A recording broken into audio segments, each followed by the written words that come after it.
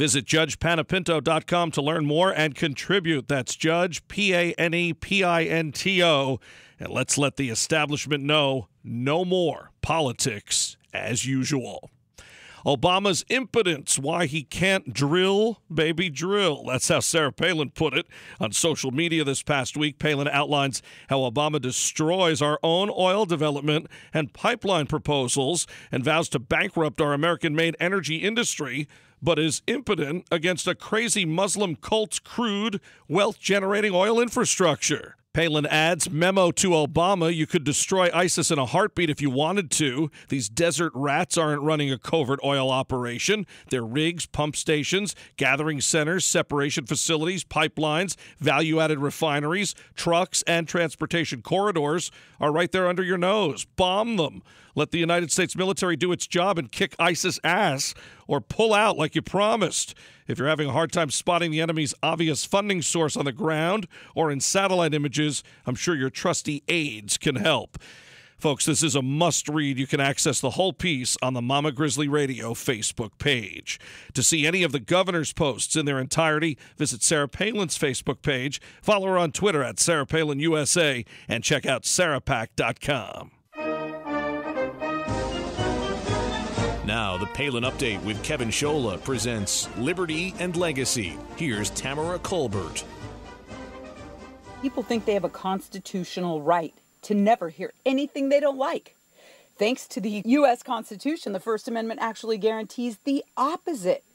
Living in a diverse country that is America, each of us will have to deal at some point with opinions and speeches and other things we might disagree with. But it makes us a stronger society as a result. This week, my local Prosper Press headline and story read, the title was Resident Claims Harassment After Filing Complaint, which demonstrates an increasing intolerance of American society in general. One person has the ability now to make a top-of-the-fold headline. It's ridiculous. I find it curious, though, as to why this lady turned immediately to a progressive organization. You know, that Wisconsin-based, what's it called? I don't know, Freedom from Everything, meaning progressive, socialist. This organization has been going after all of our Christian beliefs. They've been going after the creches, the holidays, the Christmas trees, everything. Well, so she went right there. Instead of going to the school district president to talk about her issues. These complaints that she put in an official complaint, threatening lawsuit, might I add, for the See You at the Poll annual event at our Prosper High School. The website, syatp.com, See You at the Poll, states that this event has been focused for 25 years around one simple act, prayer. See You at the Poll is about students uniting themselves in prayer before God, interceding for their generation. They're committed to a global unity in Christ first, and prayer. And on this particular day, one day in September every year, students in every time zone around the world gather at their flagpoles to pray.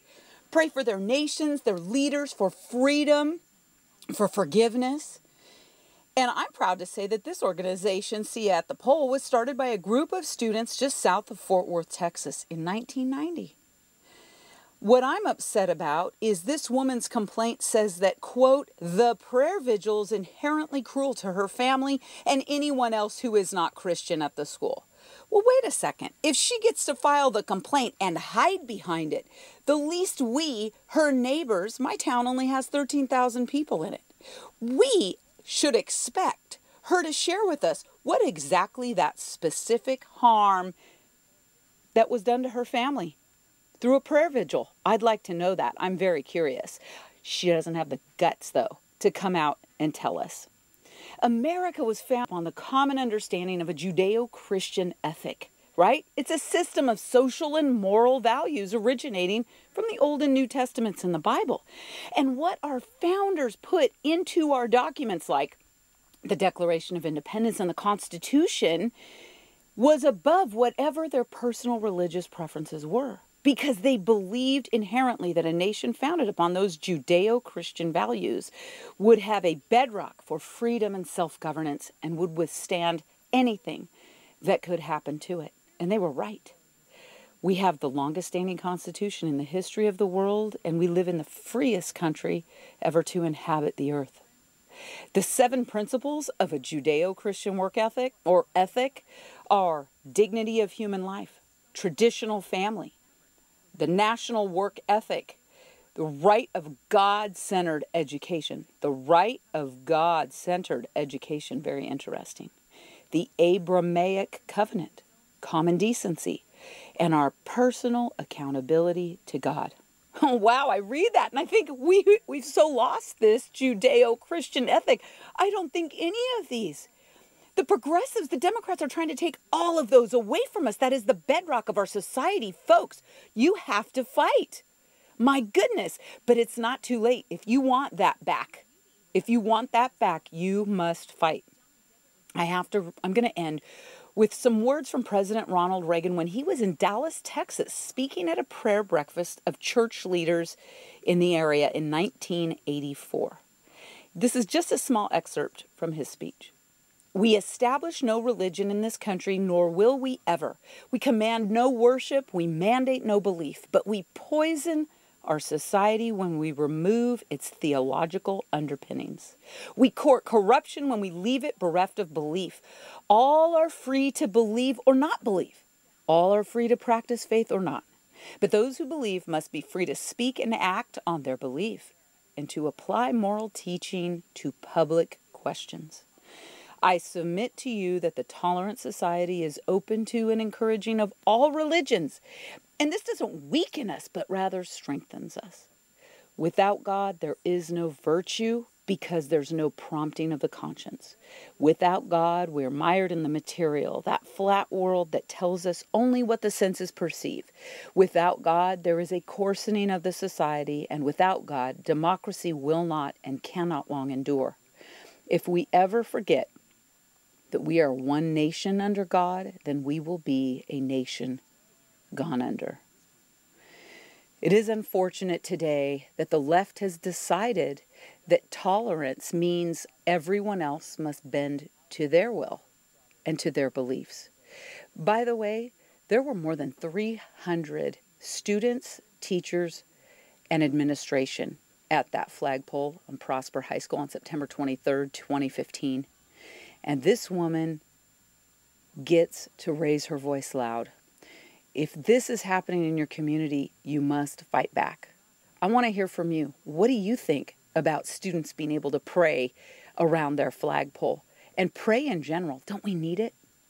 You can tweet me at Tamara Colbert, hashtag Mama Grizzly Radio. Have a great week. Tamara Colbert for Mama Grizzly Radio. Tamara Colbert in Texas. Tune in for more Liberty and Legacy next week. And to learn about Convention of States, head to conventionofstates.com. Now our weekly commentary, Steel Resolve. Here's Sarah Steelman. Thanks, Kevin. It's getting close to Halloween, and it really frightens me that Bernie Sanders is turning out mega crowds. His socialist message of redistributing income from the so-called 1% to the rest of us is, I am afraid, very appealing to many among us. He espouses a so-called free college education and universal health care for us all. He gives out goodies like free candy on Halloween. This list of freebies apparently appeals to tens of thousands of people who go to his rallies. He is climbing in the polls against Hillary Clinton. The grain of truth in his message is that the middle class is shrinking and being squeezed, and his claim that the political class, Wall Street, and the special interests control the political process is true. That's why he scares me. His solutions rely on pure socialism, redistribution of income by government, and providing health and educational benefits that are controlled by government. I teach a macroeconomics class to freshman and sophomore college students who know virtually nothing about how capitalism and the free market work, nor do they connect the economy with the political process.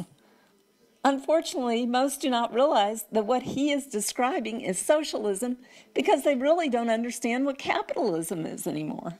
I'm teaching the magic of the free market. Bernie's policies lead us down the road to serfdom. Like I said, Halloween is coming, and Bernie Sanders scares the bejesus out of me. This is Sarah Steelman for Mama Grizzly Radio. Tune in again next week for another segment of Steel Resolve right here on the Palin Update. The Palin Update, including Liberty and Legacy and Steel Resolve, is on demand and available for download. So just head to mamagrizzlyradio.com, pick the show you want to hear, and you can listen anywhere, anytime. Well, that'll just about do it for this edition of the Palin Update on Mama Grizzly Radio. Visit mamagrizzlyradio.com for continuing coverage of Governor Palin. Also, like Mama Grizzly Radio on Facebook and follow along on Twitter at Mama Grizz Radio, at Kevin Scholla, at Tamara Colbert, and at Sarah_Steelman. And I'm doing some writing for Breitbart News. Go to Breitbart.com and search Kevin Scholla.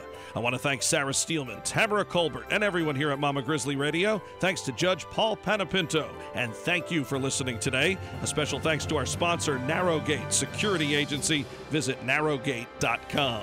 The Palin Update is produced by Lena Anderson, the Andy L. Kramer, and Lorianne Lewis. Please be sure to join us again next time for another edition of the Palin Update right here on Mama Grizzly Radio.